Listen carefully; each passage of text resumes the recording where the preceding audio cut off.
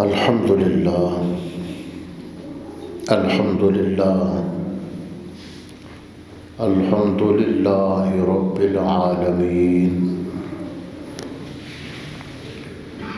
والعاقبۃ للمتقین والصلاة والسلام علی سید الرسل والنبیین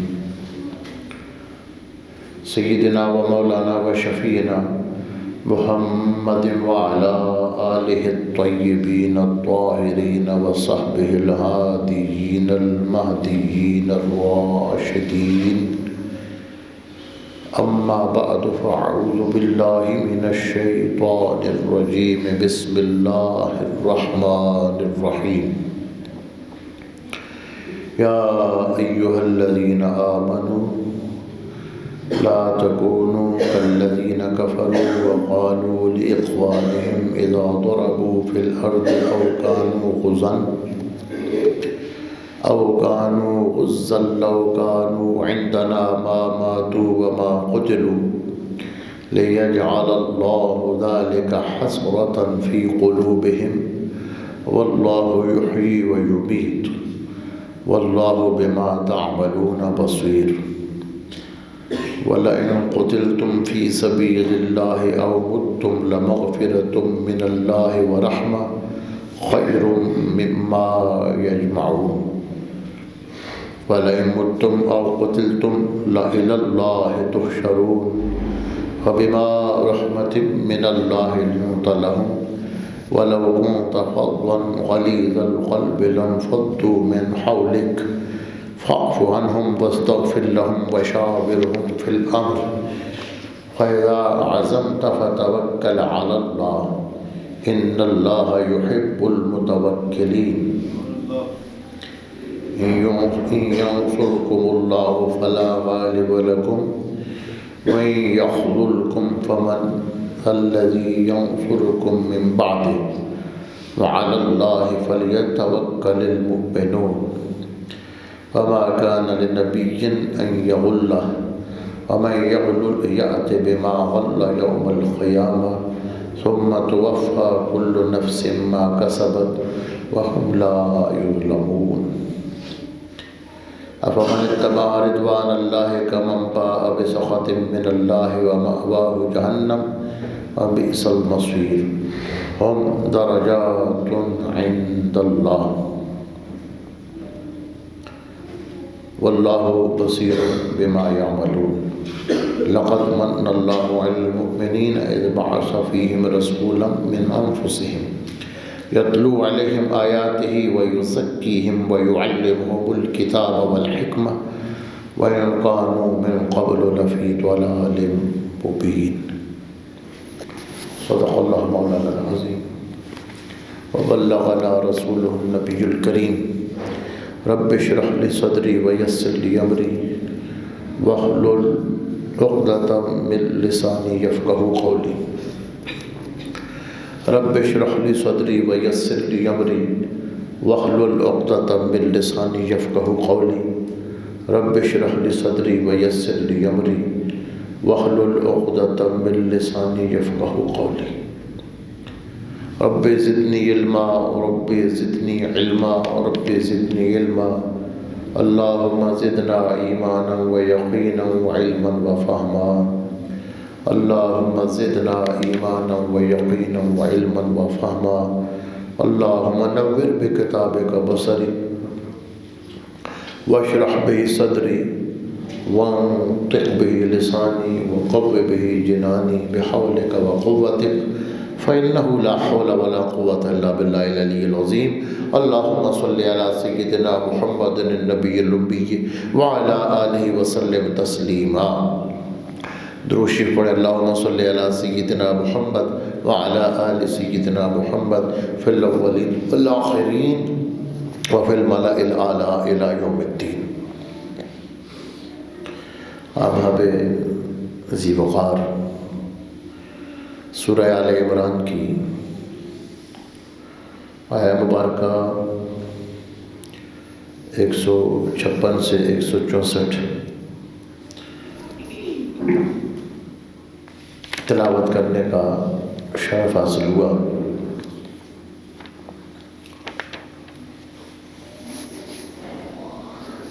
خالق کائنات نے اس رکوع میں اور اس سے پچھلے 2 رکوعوں میں احد کے غزوہ کا ذکر فرمایا۔ غزوہ احد کے بعد جبکہ کثیر تعداد میں یعنی 70 کے قریب صحابہ کرام شہید ہو گئے، جن میں اکثر تعداد مہاجرین کی تھی، منافقین کو وہاں پھر فتنہ انگیزی کا موقع ملا تو اللہ رب العزت نے ان کی چالوں کا ذکر کیا اور اہل ایمان کو خبردار کیا۔ منافقین یہ کہتے تھے کہ جو لوگ جہاد میں نکلے ہیں، اپنے گھروں سے دور گئے ہیں، وہ مارے گئے۔ اگر وہ اپنے گھروں میں رہتے تو اس طرح نہ مارے جاتے، اگر گھروں سے سفر کے لیے نہ نکلتے تو ان کی جانیں محفوظ رہتی۔ اللہ رب العزت نے اس باطل نظریے کا رد کیا۔ اے ایمان والو، کافروں کی طرح نہ ہو جانا۔ جب ان کے بھائی کسی لڑائی یا سفر میں گئے تو انہوں نے ان کے متعلق کہا اگر وہ ہمارے پاس ہوتے تو نہ مرتے اور نہ قتل کیے جاتے۔ اللہ اس قول کو ان کی حسرت کا سبب بنا دے تاکہ اللہ اس قول کو ان کی حسرت کا سبب بنا دے۔ واللہ یحیی و یمیت، اور اللہ ہی زندہ کرتا ہے اور اللہ ہی موت طاری کرتا ہے، اور تمہارے سارے کاموں کو اللہ خوب دیکھنے والا ہے۔ اگر تم اللہ کی راہ میں قتل کیے جاؤ یا ویسے مر جاؤ، البتہ اللہ کی مغفرت اور اس کی رحمت اس چیز سے بہتر ہے جو وہ جمع کرتے ہیں، اور اگر تم فوت ہو جاؤ یا قتل کر دیے جاؤ، یقیناً تم اللہ ہی کی طرف جمع کیے جاؤ گے، اٹھائے جاؤ گے۔ اللہ رب العزت نے اس نظریے کا بطلان کیا، اس سوچ کا غلط ہونا ظاہر فرمایا کہ یہ سوچ ہی غلط ہے کہ بندہ اگر گھر سے نہ نکلے تو اسے موت نہیں آتی، موت جسے آنی ہو اسے گھر میں بھی آ جاتی ہے۔ حضور صلی اللہ علیہ وسلم نے بھی اس طرز عمل سے منع فرمایا کہ بندے پر کوئی پریشانی مصیبت آئے تو یہ کہے کہ اگر ایسا ہوتا، میں ایسا نہ کرتا تو ایسے نہ ہوتا، تو اس سے منع کیا گیا ہے۔ آپ صلی اللہ علیہ وسلم نے فرمایا قوی مومن اللہ کے نزدیک کمزور مومن سے افضل اور محبوب ہے، طاقتور مومن کمزور مومن سے اللہ کے نزدیک افضل ہے اور مضبوط ہے، محبوب ہے۔ صحیح مسلم میں یہ حدیث مبارکہ آتی ہے کتاب القدر میں، اور فرمایا ہر چیز میں خیر ہے، جو چیز تمہیں نفع دے اس پر حرص کرو اور اللہ سے مدد حاصل کرو، اور اگر تمہیں کوئی مصیبت پہنچے تو یہ نہ کہا کرو کہ میں فلاں کام کر لیتا تو یہ مصیبت نہ پہنچتی، اگر میں یہ کرتا تو ایسے نہ ہوتا۔ فرمایا اگر کا لفظ شیطان کے عمل کو کھول دیتا ہے، یعنی یہ کہنا کہ اگر میں ایسے کرتا تو ایسے ہوتا، یہ تقدیر پر ایمان کا انکار بن جاتا ہے۔ جبکہ مومن کا یہ عقیدہ ہونا چاہیے والقدر خیرہ و شرہ من اللہ تعالی، کہ میرے حق میں جو فیصلہ جائے یا میرے خلاف فیصلہ جائے، اللہ کا فیصلہ حق اور انصاف پر اور عدل پر مبنی ہوتا ہے۔ اس حدیث مبارکہ کی روشنی میں یہ بات بھی سن لیجئے، یہ آپ صلی اللہ علیہ وسلم نے منع فرمایا ہے، یہ فعل ماضی سے متعلق ہے۔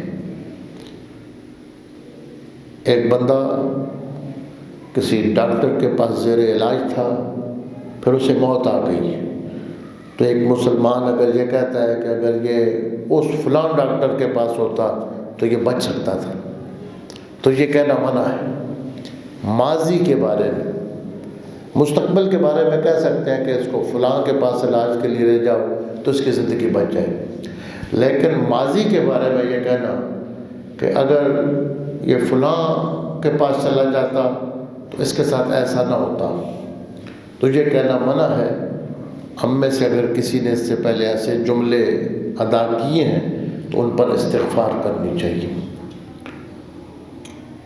بعض چیزیں ایسی ہوتی ہے جن کا کہنا منع نہیں ہے، مثلا کسی بچے سے آپ کہتے ہیں کہ اگر تو محنت کرتا تو کامیاب ہو جاتا، اچھے نمبر لیتا، وہ اور چیز ہے، لیکن یہ جن چیزوں کا تعلق تقدیر کے ساتھ ہے اور وہ اللہ تعالیٰ کے جو فیصلے ہیں ان سے متعلق ایسی بات کرنا، یہ تقدیر کے معاملے میں شک کا دروازہ کھولتا ہے۔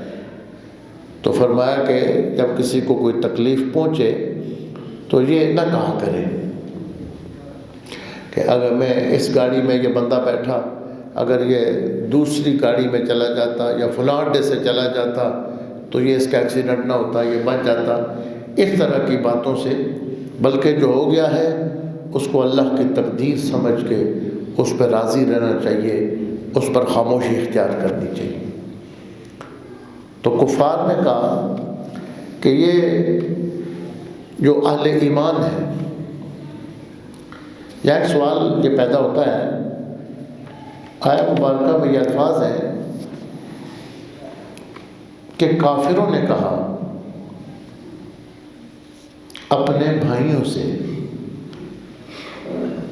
جن لوگوں نے کفر کیا انہوں نے اپنے بھائیوں کے بارے میں کہا جب وہ جہاد پہ گئے کہ اگر یہ ہمارے پاس ہوتے تو انہیں موت نہ آتی اور یہ قتل نہ کیے جاتے۔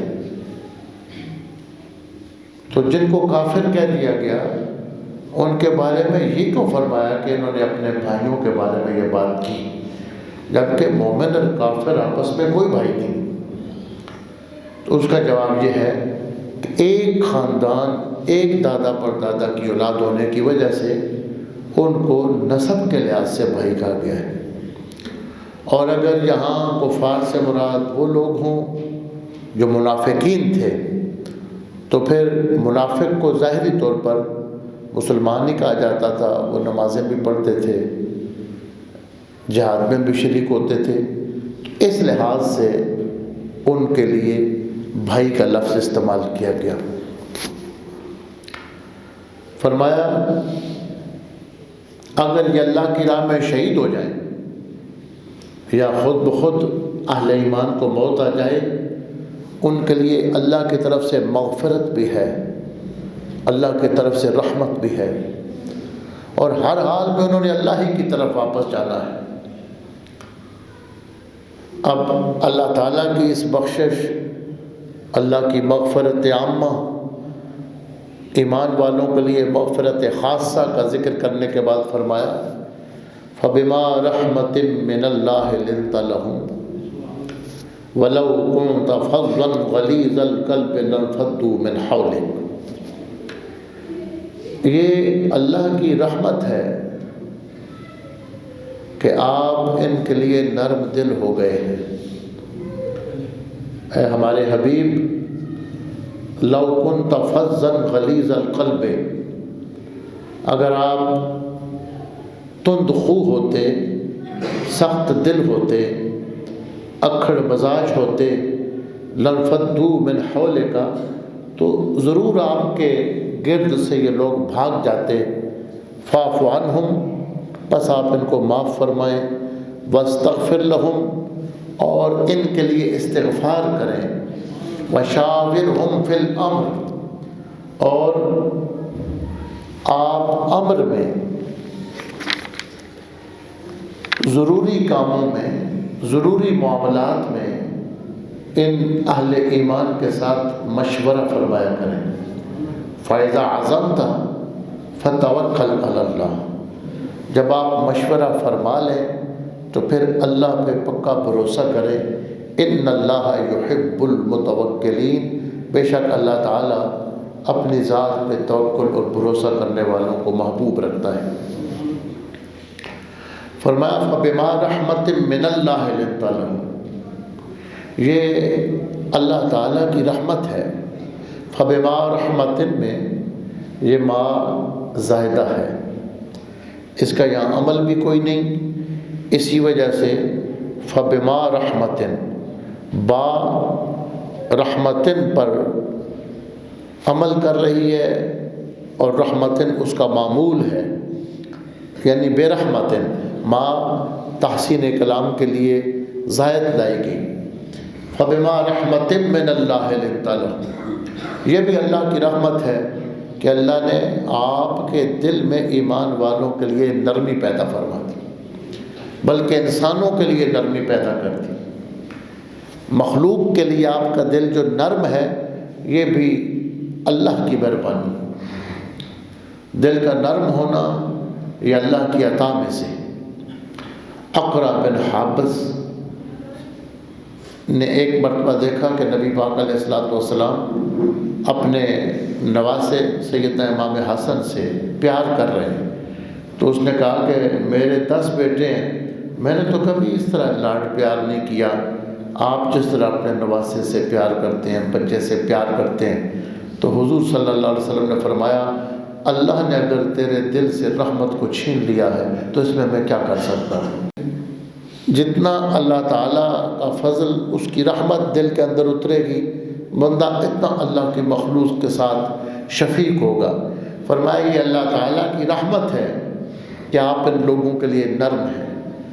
فاعف عنہم، بس آپ ان کو معاف فرما دیں، واستغفر لہم، ان کے لیے بخشش مانگیں، وشاورہم فی الامر، اور اہم معاملات میں آپ ان کے ساتھ مشورہ کریں۔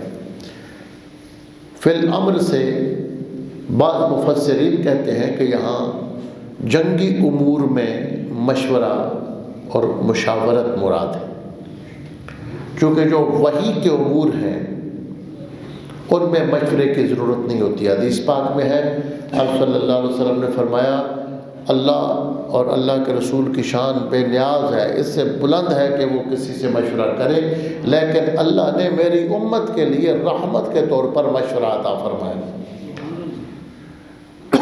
جو وحی کے امور ہیں وہ تو اللہ کی طرف سے ہوتے ہیں، ان میں مشورہ نہیں۔ جو دنیا کے معاملات ہیں، بالخصوص جنگی معاملات میں، اور آپ نے عملی طور پر صحابہ کرام کے مشوروں پر عمل کیا۔ خندق کی جنگ میں حضرت سیدنا سلمان فارسی رضی اللہ تعالیٰ عنہ نے ایک مشورہ دیا کہ اب ہر طرف سے مدینہ شریف کو لوگوں نے گھیرے میں لے لیا تھا، اور صحابہ اکرام اہل ایمان محصور ہو کر رہ گئے، محبوس ہو کر رہ گئے۔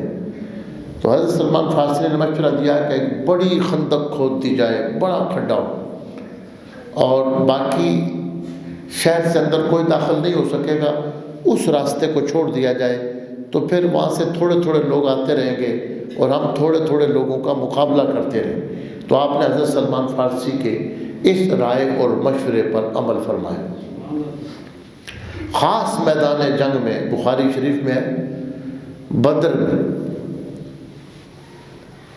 حضور صلی اللہ علیہ وسلم نے ایک جگہ خیمے لگوا دیے، تو پھر ایک صحابی حضرت خباب بن منذر رضی اللہ تعالیٰ عنہ وہ عرض کرنے لگے یا رسول اللہ صلی اللہ علیہ وسلم، یہاں جو خیمے لگوا دیے گئے ہیں، میری ایک مشورہ ہے، میری ایک عاجزانہ رائے ہے کہ اگر خیموں کو یہاں سے اکھاڑ کر وہاں لگا دیں دوسری جگہ تو وہ زیادہ بہتر ہوگا، اس لیے کہ وہاں پانی قریب پڑے گا۔ تو حضرت صحابی نے مشورہ دیا تو حضور نے اسی وقت اپنا خیمہ اکھاڑا، فرمایا سارے اس کی بات کو مانو اور خیمے اکھاڑ کر وہاں پانی کے قریب لے جاؤ۔ تو جنگی معاملات میں یہ بات یاد رکھیں کہ جو اللہ کی طرف سے وحی کے امور ہے ان میں مشورہ نہیں ہے۔ وَشَاوِرْهُمْ فِي الْأَمْرِ، یہاں خاص معاملات ہیں، جنگی معاملات ہیں یا اور کوئی ایسے دنیاوی امور میں آپ صلی اللہ علیہ وسلم مشورہ لیتے تھے، اور وہ بھی اس لیے کہ برکت ہو جائے، اور اس کی اتنی اہمیت ہے فرمایا کہ مشورہ کر لینے والا بعد میں ندامت نہیں اٹھاتا، بعد میں شرمندہ نہیں ہوتا، اور فرمایا مشورہ جو دینے والا ہے وہ پابند ہے، المستشار مؤتمن، فرمایا جو مشورہ دینے والا ہے جس سے لوگ مشورہ لے رہے ہیں وہ امانت دار ہے، اگر وہ غلط مشورہ دے گا تو وہ امانت میں خیانت کرے گا۔ وہ جتنی اس کو سمجھ ہے مناسب مشورہ دے، خیر والا مشورہ دے۔ بعض اوقات ایسے لوگ ہوتے ہیں کہ دوسرا بندہ سادگی سے ان کے پاس مشورہ لینے آ جائے تو وہ جان بوجھ کر کوئی غلط راستے پہ اس کو ڈال دیتے ہیں۔ وہ اللہ کے نزدیک جس طرح خیانت جرم ہے، اس طرح مشورہ غلط دینا جرم ہے، اور جس طرح امانت کا اجر ہے اس طرح مشورہ بہترین دینے کا اجر ہے۔ مشورے کے بارے میں بعض مفسرین نے یہ لکھا کہ اہل علم سے، یعنی علماء دین جو ہیں ان سے مشورہ لینا چاہیے، لیکن اس میں جو صحیح اور تحقیقی بات یہ ہے کہ جو بندہ جس چیز کی مہارت رکھتا ہو اس میدان میں اس سے مشورہ لیا جائے۔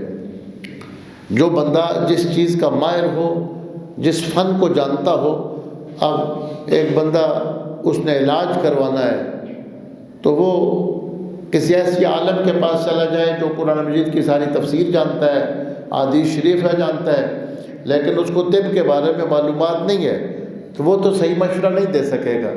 اس لیے اسے کسی ماہر طبیب سے، کسی جانکار بندے سے مشورہ لینا چاہیے۔ تو مشورہ کرنا، جب کوئی بندہ اس لیے کسی سے مشورہ کرتا ہے کہ یہ حضور علیہ السلام کی سنت ہے، اور اس کے اندر بندے کی جو من مانی ہوتی ہے اس کی بھی موت ہوتی ہے۔ جو اپنی بات پر ڈٹ جانا اور اپنی بات کو حرف آخر سمجھنا، جو بندہ اپنے ہی فیصلے کو حرف آخر سمجھے وہ کبھی میچور نہیں ہو سکتا۔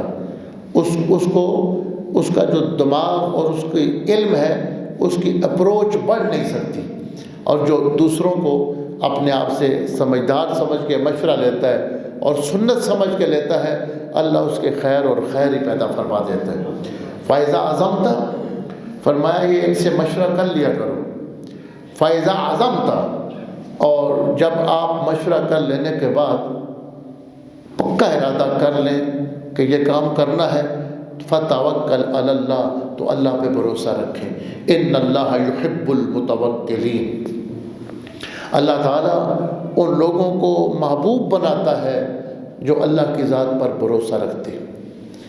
نبی پاک علیہ السلام کے خادم حضرت انس رضی اللہ تعالیٰ آپ فرماتے ہیں ایک بار گھر میں دوسرے دن کے لیے کوئی چیز رکھ دی گئی، 3 پرندے کسی نے تحفہ دیے، ایک کھا لیا گیا، 2 رکھ دیے گئے، تو آپ صلی اللہ علیہ وسلم نے اس پر ناراضگی کا اظہار فرمایا کہ جو کل کے لیے زندگی دے گا کل کے لیے رزق کی ذمہ داری بھی اس نے اٹھا رکھی۔ آپ صلی اللہ علیہ وسلم کی ذات مبارکہ کائنات میں سید المتوکلین ہے، اور آپ نے اس کا درس اپنی عملی زندگی میں بھی ارشاد فرمایا۔ یہاں تک فرمایا کہ اگر تمہارا اللہ کی ذات پر توکل مضبوط ہو جائے تو تمہیں اس طرح رزق ملے جیسے پرندوں کو ملتا ہے، صبح جب اپنے گھونسلوں سے اڑتے ہیں تو ان کے پوٹے خالی ہوتے ہیں، جب شام کو آتے ہیں تو سیر ہو کے آتے ہیں۔ اسی طرح صحیحین کے اندر حدیث مبارکہ آتی ہے کہ حضور صلی اللہ علیہ وسلم فرماتے ہیں کہ مجھے آج ایک دکھایا گیا انبیاء کرام، آپ صلی اللہ علیہ وسلم کے جو مشاہدات تھے، اللہ تعالیٰ جو چیزیں دکھاتا تھا کہ ایک نبی آتے تھے 10 سے کم بندے ان کے ساتھ، یعنی جو میدان محشر میں لوگوں کا آنا جانا، پھر کوئی ایسے نبی بھی تھے جن کے ساتھ ایک بندہ بھی نہیں تھا، ایسے بھی ہے یہ وہ چیز ہے جو بہت سارے لوگوں کے علم میں نہیں ہے. یعنی ایسے بھی انبیاء کرام ایک بندے میں نے ان کی بات نہیں مانی, ایک بھی ان کے ساتھ. فرمایا ایک بہت بڑا لشکر آیا تو مجھے خیال گزرا کہ یہ میری امت ہے. بتایا گیا نہیں, یہ حضرت موسیٰ علیہ السلام کی امت ہے. فرمایا اس کے بعد پھر ایک لشکر ایک آسمان کے افق سے دوسرے افق تک, یعنی ایک طرف جہاں زمین سے افق کہتے ہیں اس جگہ کو جہاں آسمان پہاڑوں کے ساتھ ملا ہوا نظر آتا ہے, تو ایک افق سے دوسرے افق تک اتنا بڑا لشکر تھا. فرمایا اے حبیب محمد مصطفیٰ یہ آپ کی امت ہے. اور فرمایا ان میں سے 70,000 بندے بغیر حساب کتاب کے جنت میں جائیں. 70,000 ان کا حساب ہی نہیں ہوگا. تو آپ صلی اللہ علیہ وسلم یہ بات ارشاد فرمانے کے بعد سنانے کے بعد حجرے میں تشریف لے گئے. صحابہ کرام کی آپس میں باتیں شروع ہو گئیں کہ یہ کون لوگ ہوں. وہ کہتے تھے ہم لوگ ہوں گے کہ ہم سب سے پہلے ایمان لائے ہیں. کچھ کہتے تھے نہیں یہ وہ لوگ ہوں گے 70,000 جو ہمارے بیٹے ہوں گے, اس لیے کہ ہم نے تو کفر کا دور بھی دیکھا ہے اور ہماری جو اولاد ہے انہوں نے تو اسلام کا ہی دور پایا ہے, کفر کو دیکھا ہی نہیں, انہوں نے کفر دیکھا ہی نہیں. اس طرح مختلف باتیں تھیں کون لوگ ہوں گے کون لوگ ہوں گے. کوئی کہتا تھا جو جہاد میں جاتے ہیں, کچھ کہتا تھا کہ جو یہ کرتے ہیں جو. تو حضور صلی اللہ علیہ وسلم باہر آئے اور میں کیا باتیں تم نے لگائی ہوئی ہیں, مجھ سے سنو. یہ وہ لوگ ہوں گے جو بغیر حساب کتاب کے جائیں گے, جو بیمار پڑ جائیں گے تو اپنا علاج بھی نہیں کروائیں گے, وہ فال نہیں لیں گے. عربوں میں یہ تھا کہ کوئی پرندوں کے اڑنے سے آل, فلاں پرندہ آ کر اگر چھت پہ بول گیا تو ایسا ہو جائے گا, فلاں پرندہ بول گیا تو یہ ہو جائے گا. تو آپ صلی اللہ علیہ وسلم نے فرمایا کہ وہ فال تک نہیں لیں. اتنا اللہ کی ذات پر ان کا بھروسہ ہوگا, ایسے اللہ کی ذات پر ان کا توکل ہوگا. حالانکہ عام جو طریقہ ہے کہ بیمار ہو جائے تو بندہ علاج کراتا ہے, لیکن وہ اس توکل کے مقام پر ہوں گے, وہ یہ سمجھ رہے ہوں گے کہ بیماری اس کی طرف سے ہے, شفا بھی اس نے خود ہی دے دی اور بغیر اسباب کے بھی دینے پہ قادر ہے. یہ وہ خاص لوگ ہوں گے. تو آپ نے جب فرمایا کہ وہ 70,000 وہ لوگ ہوں گے تو حضرت عکاشہ ایک صحابی تھے کھڑے ہو گئے, کہنے لگے یا رسول اللہ دعا فرمائے میں ان میں شامل ہو جاؤں. فرمایا انت منہم, تو ان میں سے ہی ہے. پھر ایک اور بندہ کھڑا ہو گیا, اس نے کہا کہ میرے لیے بھی. فرمایا سبقہ کا بہا عکاشہ, تو نے دیر کر دی ہے, عکاشہ بازی لے گیا. تو اللہ کی ذات پر توکل یہ اتنی بڑی چیز ہے. نبی پاک علیہ الصلوۃ والسلام نے اس کے حصول کے لیے دعائیں بھی سکھائیں. اللہم انی اسألک التوفیق لمحابک من الاعمال وصدق التوکل علیک وحسن الظن بک. یا اللہ اپنے پسندیدہ کاموں کی مجھے توفیق دے دے اور اپنی ذات پہ سچا توکل عطا فرما دے. اللہ کی ذات پہ توکل یہ ایک نور ہے, اللہ کی طرف سے ایک طاقت ہوتی ہے جو ایمان والوں کے دل میں اترتی ہے. فَإِذَا عَزَمْتَ فَتَوَكَّلْ عَلَى اللَّهِ إِنَّ اللَّهَ يُحِبُّ الْمُتَوَكِّلِينَ إِن يَنصُرْكُمُ اللَّهُ فَلَا غَالِبَ لَكُمْ. اگر اللہ تمہاری مدد کرے تو کوئی تم پہ غالب نہیں آ سکتا. وَإِن يَخْذُلْكُمْ فَمَنْ ذَا الَّذِي يَنصُرُكُم مِّن بَعْدِهِ. اگر اللہ تمہیں بے آسرا چھوڑ دے تو کون ہے جو تمہاری مدد کرے جو خدا کے علاوہ ہو. وَعَلَى اللَّهِ فَلْيَتَوَكَّلِ الْمُؤْمِنُونَ. اور ایمان والوں کو اللہ کی ذات پر ہی بھروسہ رکھنا چاہیے. سورہ توبہ کی آخری آیت ہے فَإِن تَوَلَّوْا فَقُلْ حَسْبِيَ اللَّهُ لَا إِلَٰهَ إِلَّا هُوَ عَلَيْهِ تَوَكَّلْتُ وَهُوَ رَبُّ الْعَرْشِ الْعَظِيمِ. یہ آیہ مبارکہ یہ توکل کے حصول کے لیے بڑی مجرب ہے. اللہ فرماتے ہیں حبیب اگر یہ لوگ آپ سے منہ پھیریں تو آپ کہیں حسبی اللہ, میرے لیے اللہ کی ذات کافی ہے. لا الہ الا ہو, اس کے سوا کوئی عبادت کے لائق نہیں. علیہ توکلت وہو رب العرش العظیم, میں اسی پر بھروسہ رکھتا ہوں اور وہ عرش عظیم کا رب ہے. یہ جو آیہ مبارکہ ہے, اس آیہ مبارکہ کی تلاوت کرنے سے اللہ تعالیٰ توکل کا نور عطا فرماتا ہے. فرمایا وما کان لنبی ان یغل، اور نبی کے شان کے لائق نہیں ہے کہ وہ خیانت کرے. ومن یغلل یأت بما غل یوم القیامہ، اور جو کوئی خیانت کرے گا وہ قیامت کے دن جس چیز کی خیانت کرے گا، خیانت کی ہوئی چیز کو ساتھ لے کر آئے گا. ثم توفی کل نفس ما کسبت وہم لا یظلمون، اور پھر ہر شخص کو اس کے عمل کا پورا بدلہ دیا جائے گا اور ان پر ظلم نہ ہوگا. ایک سرخ رنگ کی چادر تھی، مال غنیمت میں سے غائب ہو گئی. تو منافقین نے یہ کہنا شروع کر دیا کہ یہ نبی پاک علیہ الصلوۃ والسلام نے کہیں الگ کر لی اپنے لیے، یعنی تقسیم کرنے سے پہلے. مال غنیمت اس کے بارے میں جو سربراہ ہو لشکر کا، سپہ سالار، وہ خود جنگ کے بعد جب کفار میدان چھوڑ کے چلے جائیں، ان جنگ کے بعد جو ان کا مال حاصل ہو اس کو مال غنیمت کہا جاتا ہے. اور اگر بغیر جنگ کے وہ میدان چھوڑ کے چلے جائیں اور ان کا مال حاصل ہو جائے اس کو مال فے کہا جاتا ہے. تو مال غنیمت میں خیانت کرنے کی بہت سخت سزائیں. خیبر کی جنگ میں حضور صلی اللہ علیہ وسلم کے بعد صحابہ اکرام نے عرض کیا رسول اللہ فلان اس طرح آگے لڑ کر میدان میں جان دیا، فلان ایک بندے کے بارے میں کہنے لگے اس نے بھی جان دیا، وہ شہید ہے. تو آپ نے فرمایا میں تو اس کو دوزخ میں دیکھ رہا ہوں. اور فرمایا کہ ایک چادر مال غنیمت کی چادروں میں سے، اور ایک میں آتا ہے کہ دو چادریں ایک بندے نے مال غنیمت میں جمع نہیں کرائی، کہیں حاصل ہوئی، طریقہ یہ ہے کہ جو حاصل ہو وہ جمع کرا دو، اور پھر جو سپہ سالار ہے وہ خود تقسیم کرے، جس کو زیادہ دے جس کو کم دے، یہ سپہ سالار کی اپنی ثوابدید پر ہے. تو حضور صلی اللہ علیہ وسلم کے پاس لانے سے پہلے ایک بندے نے ایک یا دو چادریں اٹھا لی، تو فرمایا کہ وہ ان چادروں میں لپٹا ہوا میں اس کو دوزخ میں دیکھ رہا ہوں. تو صحابہ اکرام کو اتنا خوف ہوا کہ جس کسی نے ایک تسمہ بھی اٹھایا تھا وہ بھی آ کر پیش کیا کہ ہماری طرف سے یہ آپ رکھیں اور جس کو چاہے مرضی دیں، ہم جہنم کی آگ کو برداشت نہیں کر سکتے. تو نبی صلی اللہ علیہ وسلم کے بارے میں منافقین نے کہا کہ انہوں نے ایک چادر اٹھا لی. اللہ نے فرمایا وما کان لنبی، نبی کی شان کے لائق ہی نہیں ہے کہ وہ خیانت کرے. ومن یغلل یأت بما غل یوم القیامہ ثم توفی کل نفس بما کسبت، جو خیانت کرے گا قیامت کے دن اس کو سزا ملے گی.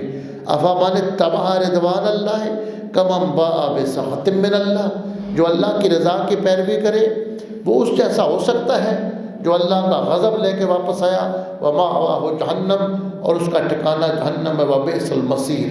اور میں کچھ لوگ اس میدان میں جتنا جس کا اخلاص تھا اس اخلاص کے ساتھ وہ جنت سے میدان سے واپس آیا. جتنا کسی کا اخلاص ہے، جتنی اس کی نیت کے اندر خلوص ہے، اتنا اس کا درجہ ہے. ہم درجات عند اللہ، ان لوگوں کے اللہ کے ہاں درجات ہیں ان کے اعمال اور اخلاص اور نیت کے مطابق. واللہ بصیر بما یعملون، اور اللہ سب جانتا ہے جو لوگ وہ کرتے ہیں. کون جنگ میں پیغمبر کا ساتھ دینے کے لیے اللہ کے کلمے کو بلند کرنے کے لیے آتا ہے، کون مال غنیمت کے لیے آتا ہے، کون کس کے لیے آتا ہے. فرمایا یہ سب اللہ جانتا ہے.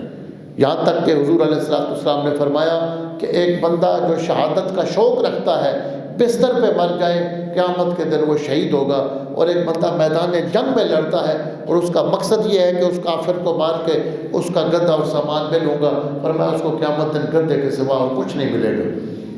یعنی یہ نیتوں کا ہم درجات عند اللہ، نیتوں پر درجات ہوں گے، نیتوں پر جزا و سزا ہوگی.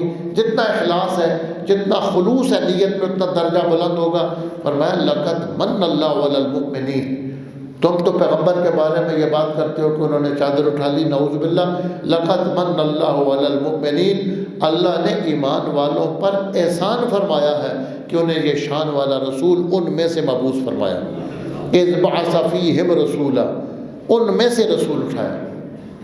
فیہم کے بارے میں ایک رائے یہ ہے کہ اس سے مراد عرب ہے کہ عربوں میں سے، اور ایک رائے یہ ہے کہ اہل ایمان میں سے.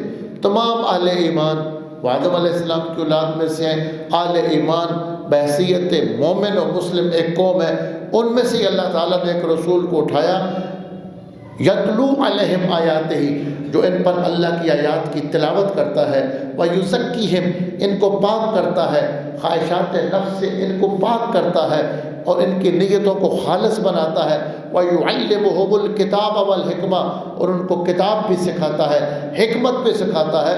رسول کی ڈیوٹی تو یہ ہے کہ وہ دوسروں کو خیانت سے منع کرے اور دوسروں کے نفسوں کو پاک کرے، جو خود اتنا پاک ہو اور دوسروں کو تعلیم دینے والا ہو۔ جب تک بندہ خود تزکیہ اس کا نہ ہو وہ دوسروں کا تزکیہ نہیں کر سکتا۔ رسول تو تزکیہ کرنے کے لیے اللہ نے بھیجا ہے، وہ کس طرح خیانت کا مرتکب ہو سکتا ہے؟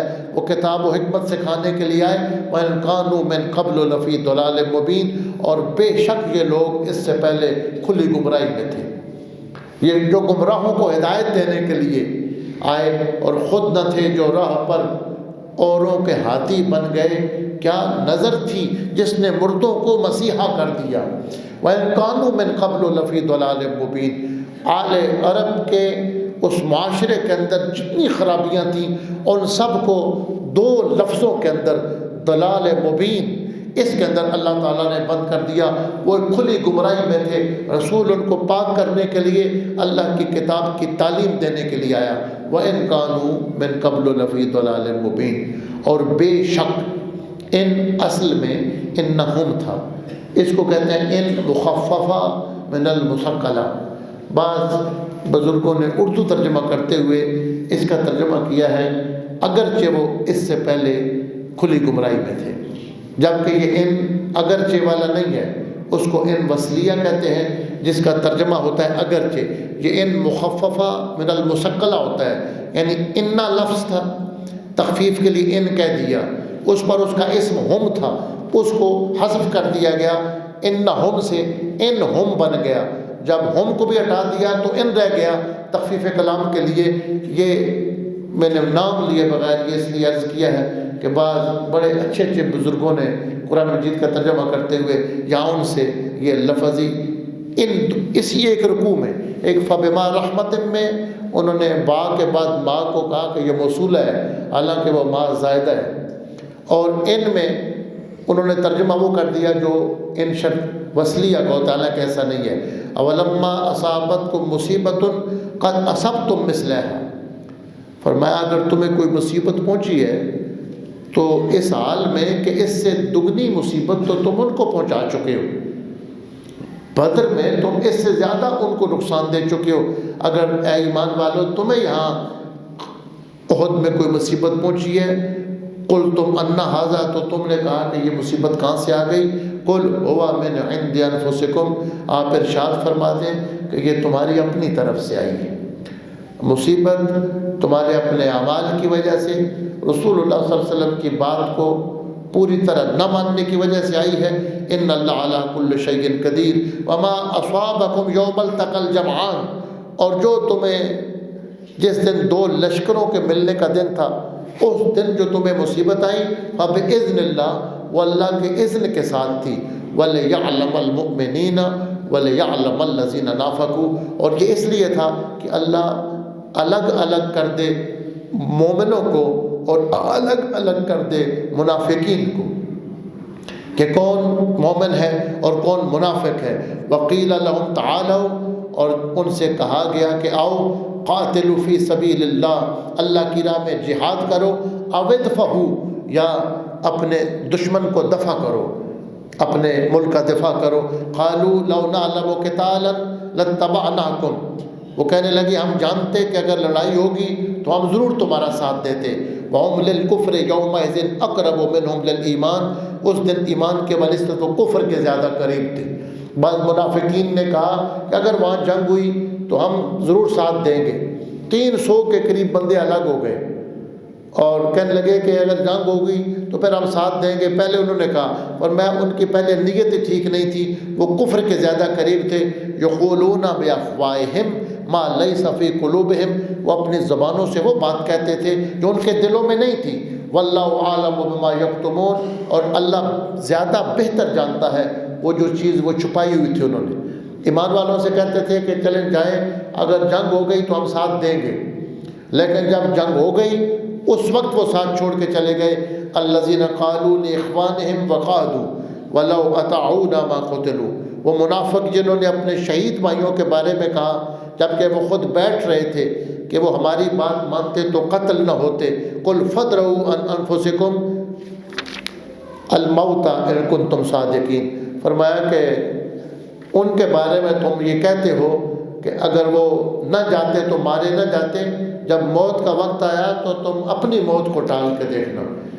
یہ بتا دیا گیا کہ ایسی باتوں سے کچھ بھی حاصل نہیں ہوتا کہ اگر یہ ہوتا تو یہ نہ ہوتا، یہ ہوتا تو یہ نہ ہوتا۔ جیسا کہ میں نے عرض کر دیا ہے کہ حضور علیہ السلام نے فرمایا، مسلم شریف میں کتاب القدر میں حدیث ہے کہ جب تمہیں کوئی تکلیف مصیبت آ جائے تو یہ نہ کہا کرو کہ اگر ایسے ہوتا تو یہ مصیبت نہ آتی۔ اگر کا لفظ شیطان کے عمل کو کھول دیتا ہے۔ کوئی بندہ مریض مر جائے تو پھر یہ نہ کہو کہ اس کو فلاں اسپتال میں پہنچا دیتے تو پھر یہ بچ سکتا تھا، کاش ایمبولینس جلدی آ جاتی تو پھر یہ موت سے بچ سکتا تھا۔ یہ کہنا منع کر دیا گیا ہے کہ جو تقدیر کا فیصلہ ہو گیا ہے، مصیبت آ گئی ہے، اس کے بعد خاموشی اختیار کر لو، اللہ کی رضا پہ راضی رہو۔ یہ نہ کہو کہ اگر اس طرح ہو جاتا فلاں کے پاس لے جاتے، فلاں اسپتال میں اگر وقت پہ پہنچ جاتا۔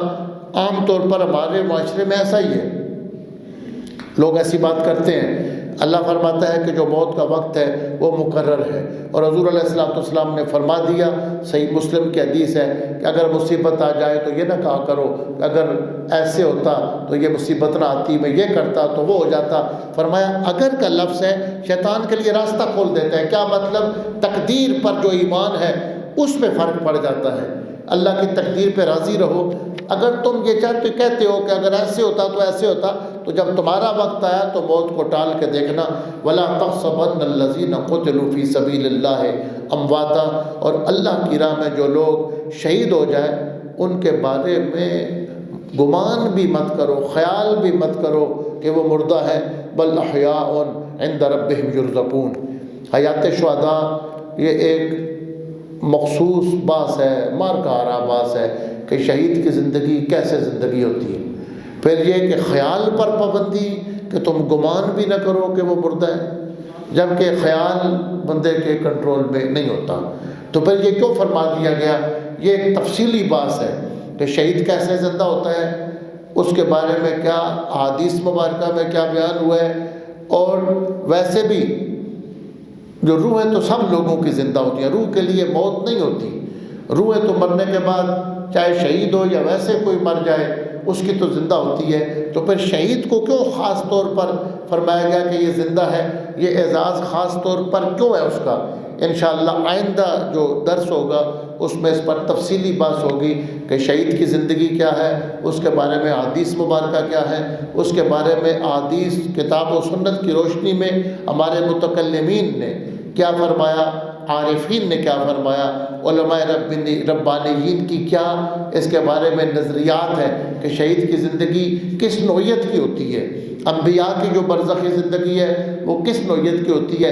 انشاءاللہ یہ جو آیات برزخیہ ہے اور انبیاء اور شہداء کی آیات ہے، اس سے متعلق انشاءاللہ آئندہ جمعرات کو تفصیل کے ساتھ درس ہوگا۔ اللہ تعالی ہمیں عمل کی توفیق عطا فرمائے، قرآن مجید کا فہم نصیب فرمائے۔